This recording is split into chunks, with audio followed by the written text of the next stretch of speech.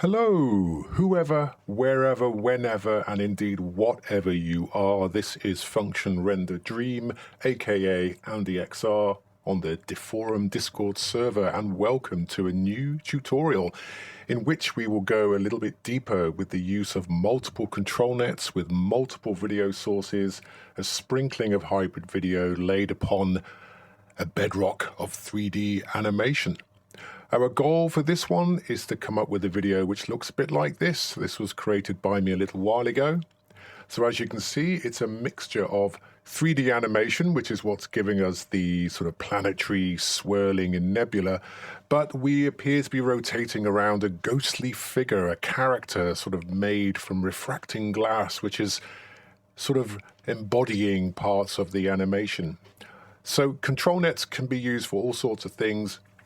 Their predominant use is to allow you to render animations which closely follow a video source. So you'll see some amazing videos on our animations channel where people have taken some raw footage of people dancing or driving, and then they've sort of turned those into different characters, anime characters or whatever. And ControlNet's perfect for that. In fact, it was almost built for that. It was built for affecting strongly the diffusion process based on a video source or based on an image source, and that's awesome.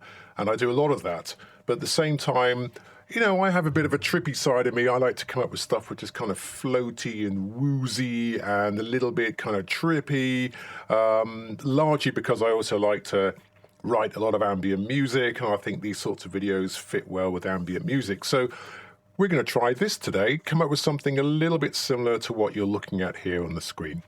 Let's dive in. So I'm going to talk you through the settings that I'm using. I'm not going to show you adding all those settings. I've already loaded them all up, but I will talk you through each of them.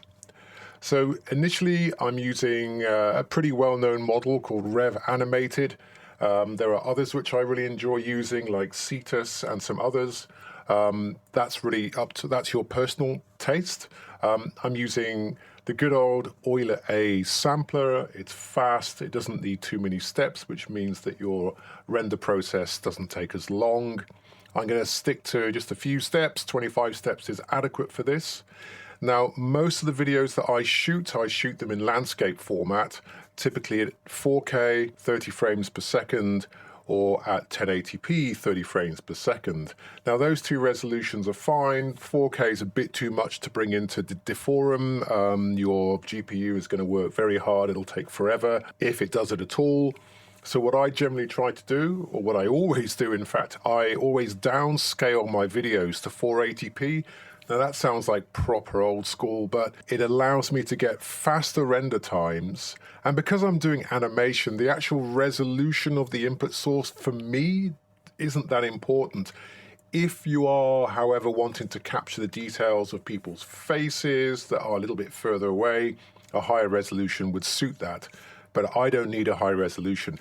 So what I generally do is I will downscale to 480p, I'll render my animation, and then I'll upscale it, either using Deforum's free upscaler and also their interpolation feature in the output tab, or I'll use a third-party upscaler like Topaz Video AI. Therefore, my width using the sliders, and I emphasize you should use the sliders because it gives you increments of 64, which is important because those ratios are important for the underlying models. If you type in values into the entry fields, there's a good chance that you're going to get some errors. So I've set my width to be as close to 852 as possible. So I've gone for 832, and I've set my width to be 448, which is as close to 452 as I need it to be. I'm going to start off with a random seed, so I'll use -1 for that. And I'm going to give it a batch name. Let's call this one Trippy Star Child. And I always like to make use of the parameter name time string, because each time I hit the generate button, I like to have a new folder with the new settings files. That's just my personal thing. You might not want to do that. And there's pros and cons to this, but we're not going to go into that today. All right, so that's the standard settings there. Nothing interesting to describe there. Keyframes. So here's where we set up our parameters for our animation. I'm a 3D person, no particular reason why that is. I just use 3D. I'll set my cadence to 2. That'll speed up the render somewhat. It means that we're only diffusing every other frame, and then we'll use Deforum to fill in those gaps. Use my strength 0.71, so I find that like a good value. You get sort of enough change, but not too much difference. CFG 8.2, I really wanted to respect my prompt, which I'll show you shortly. And in terms of seed, I'm using good old iterate. I'm a big fan of ladder as well, and alternate. I use alternate a lot on when I'm trying to closely follow a video source. But it is good for me because I like the idea of the background always changing. Okay, so that should be straightforward. Scrolling down. In terms of motion, not much going on in terms of motion. In this particular one, I'm slightly pulling back on this, but you know what? I don't want to do that. So in 3D mode, translation Z controls the forward, backward, or I guess you could call it zoom. 0 means static. If you're using 2D mode, then you get the zoom parameter, and static there is a value of 1. Okay, so that's really important to know, but a lot of people get mixed up with that.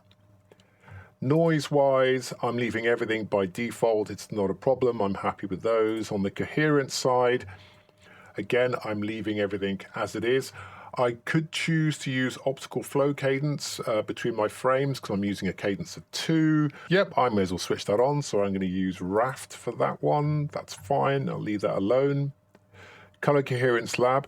A little tip, something I always like to use, not always, but a lot of the time, is you can get the animation to respect the color palette of either the video that you're using, that you specify in the Video Init tab, which we'll come on to. Likewise, you can actually specify an image from which we will extract the color settings. And those of you that know me, I've been using a color palette recently from the movie Annihilation. This is a screenshot from the film. I like that sort of soap bubble iridescence, that sort of refracted light quality. It's quite bright. It's got a daylight feel to it. So I've been using that quite a lot. And maybe I might do a video on some different things I've been playing around with recently with ControlNets. But so you could do that. And if you want to do that, you would just simply copy the path to that file. And then you would go down to the color coherence, drop down, choose image, and then paste that image path into that field. We're not going to do that today because I want a space feel. I don't want it to look like daylight. So let's get rid of that and go back to lab. I'm happy with lab. It works dandy. Okay, prompt-wise, I have a single prompt, meaning it'll start at frame 0 and end at the last frame. The same prompt will be applied throughout the entire animation. This is an endless black universe of planets and stars. Note, I've got a double word stars, don't need that twice, do we? Get rid of that. I'm using a couple of LORAs. I'm really enjoying using LORAs. So this one, Laz, is a good one for producing quite sort of fantasy, starry landscapes. And also I've got here Nebula made of smoke, in which case I'm using a LORA, which is really good at creating smoke. You can even have objects that are made of smoke, and it's a really nice effect. The rest of my prompt is really about quality, making sure we get a good high quality background. Okay, so that's the animation, the standard 3D animation side of things. One prompt affecting the entire video. So moving across to ControlNets, I've got 4 ControlNets in use here. Now I know that the more ControlNets you use, the slower your render will be. There are things that you can do to mitigate that. So if you were to go to the settings option in Automatic 1111, scroll down to ControlNet, and they have this option here called Model Cache Size. So this will actually cache up to 5 of your ControlNet models in your GPU's VRAM. So if you've got a fairly chunky GPU, I'm running a 3090 Ti Founders Edition with 24 gigabytes of video RAM. I can afford to have all 5 of my models cached in memory, which really speeds things up. There are other things you can do to speed things up. You might want to use Xformers on Automatic 1111. I certainly recommend upgrading to Torch 201 as well. But anyway, So let's describe what I've got going on in the control nets. In the first slot, I have the Canny preprocessor married up with the Canny model. Canny is a really good one for distinguishing like the outline of things that are in your video, and that'll then drive the diffusion process to include those things. With control nets, 9 times out of 10, you have a preprocessor which is designed to be coupled with a particular model. In another video, I'm going to show you how you can mix those up to achieve all sorts of weird effects. But for now, we'll stick by the rules and use Canny with Canny. Weight of 1, we're not going to affect the starting and ending control steps. We can leave those alone. I've chosen pixel perfect here, so I don't have to worry about telling it the resolution of the image, so it'll work that out later. And I'm going to set the threshold to be quite low, meaning pick up quite a lot of detail in my video source. Now, in terms of the video source, I have a bunch of sources here. Now, I've been using a piece of software called Magic Music Visualizer, and it's typically used for doing audio reactive visuals. However, you can also import ISF shader files, which are sort of self-contained animations. And I've rendered a whole bunch of those out, 600 frames, 1080p, and I use those to provide motion in my animation. I use them to provide motion in control nets and motion in hybrid video.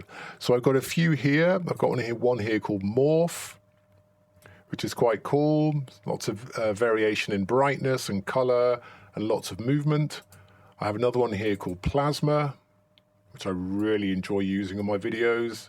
You've got this sort of counterclockwise and clockwise motion, sort of zooming and zooming out and zooming in. Really nice. I love that one. It's black and white. It doesn't need to be color because I'm just picking up the motion from it. And I have another one here, which we'll be using in this one called Stars, where we're sort of zooming out from a star field at the same time as twisting. I really like that one too. So for this control net, I want the Canny preprocessor to track the outline of stars in that particular video. So what we would normally do is we would right click or shift right click, I think on Windows 10, copy as path, come down to this field and paste it in. In fact, there it is, it's pasted in. We're now telling ControlNet, use this as the source, use Canny to analyze that source, and use that resulting process to drive the diffusion process. And you'll see what that does shortly. I'll say my prompt is more important for this one. Play around with these settings. This is what works for me. On the second slot, we're actually going to utilize ControlNet's Loopback Mode, which effectively takes the rendered image and it passes it into this ControlNet as the source. Okay, so whatever's being rendered, it'll get passed into this and then affected and then spat out. Now, I'm using Shuffle. I just came across this. I just like playing with different things. You don't have to use a preprocessor with Shuffle. If you read the documentation, which I'll put in the description of this video, Shuffle kind of like takes a snapshot of the image, moves all the pixels around a bit, and then sort of spits it out. It's a really fun thing to actually play around with. And you sort of explore this by just having like happy accidents, right? You try it out and all of a sudden it works for you. And this is what happened to me. So I'm using Shuffle model, slightly lower weights, nothing changing on the starting and ending control steps. My prompt's more important. And you must engage Loopback Mode. Otherwise you have to tell it what the source is for this control net. We don't need that. So Loopback Mode, good. On the third one, I want to pick up some depth from that video. So again, I've chosen the same stars video source. I'm marrying up the depth preprocessor with the depth model. There's more than one depth preprocessor on the latest version of ControlNet. You've got LORAs and LORAs++. LORAs lets you control how much of the foreground and background you want to pick up for the depth model, but I'm not going to go into that level of detail. Same weight as one.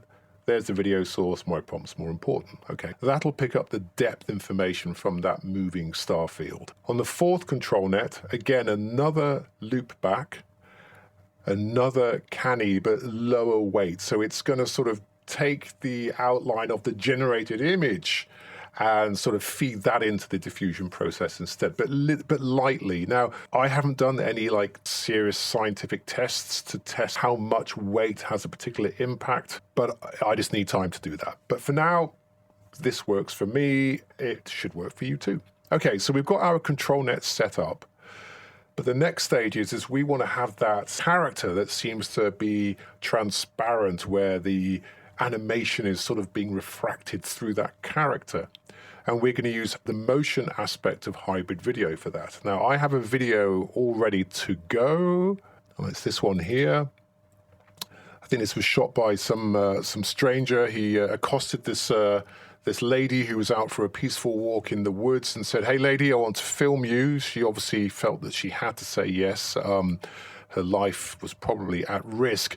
Needless to say, she called the cops. The cops brought a whole van, and they tasered him, and he's now in custody. So a happy ending there. So we have that source video. Now, we need to tell hybrid video where to find that source video. So we do that by going over to the Init tab. And here it is. Here's the video here, but I'll show you what I did. I just right-clicked on the video source, copy as path, go to video init, paste that path in, and that's all we have to do. Extract every single frame. You can choose to override extracted frames, not necessary if this is the first run, but if you're doing multiple runs in the same batch folder, you don't have to have that switched on. It'll just utilize any frames that are there already. Now we have that video specified, we can go over to hybrid video. And the way I've set hybrid video up for this, so composite set to none, meaning I don't actually want any of the actual source video content. All I'm after is the motion from that video. Okay, I don't want to see the frightened lady. I want to see the outline of the frightened lady. We set it to none. You must check on generate input frames. If you do not set this on and you want to use other parts of hybrid video, when you hit generate, it go bang. So you need to make sure that generate input frames are switched on.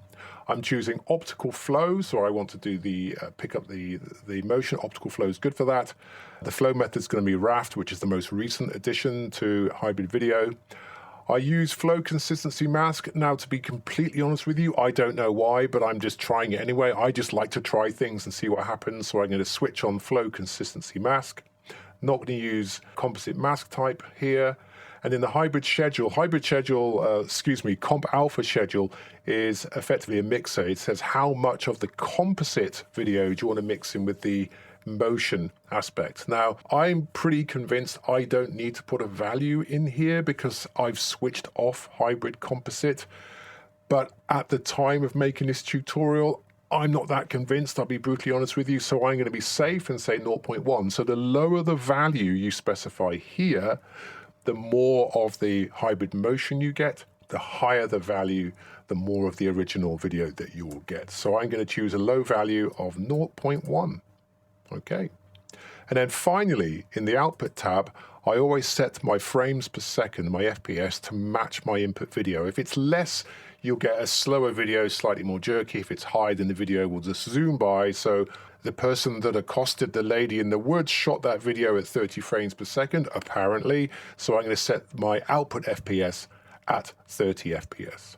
I'm not going to do any upscaling. I'm not going to do any interpolation, but these are here for you for free. Okay, so quick summary. We get close to as 480p as we can get using 832x448, 25 steps, 3D animation cadence of 2, iterative seed, strength and CFG set up accordingly, single prompt, a video specified in the video init, 4 control nets, 2 on loopback and 2 using the star field that I showed you earlier on, hybrid video, no composite, just hybrid motion, and then output set to FPS 30. It's as simple as that. Okay, I'm going to hit the generate button. I will speed it up so you don't have to sit there waiting. And in the meantime, I'm going to go and watch / fall asleep in front of Avatar: The Way of Water.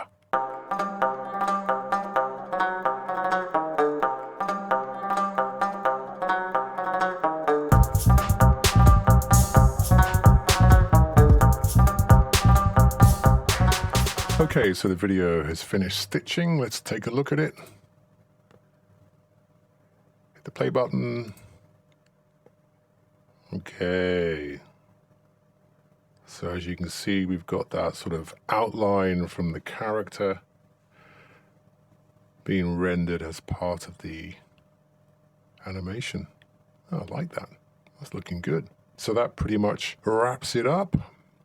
Obviously, depending on your source video, you'll get different effects. Maybe you might want to try playing around with videos that are zooming in or zooming out, different characters, maybe even take some video from games and bring that in. And if you mix in like pure hybrid motion, then you can get rid of the character or the subject itself and just leave behind the motion that's there. So you can sort of see how the galaxies are moving from right to left, and that's because the video source that we provided has enough content in it to indicate that there's motion there. So we didn't program those galaxies to shift from right to left. The actual video source is being overlaid on the animation. The animation is being driven by the video source. So that's what I really like about this sort of thing. So yeah, so that's that. I hope that was useful to you. You can use my settings. Alternatively, you play around with different control nets. There are so many combinations that you can use. You could be there all day, all night, all week. And let me know if you got any questions. All right? Take it easy, and I'll see you the next time. Okay, bye-bye.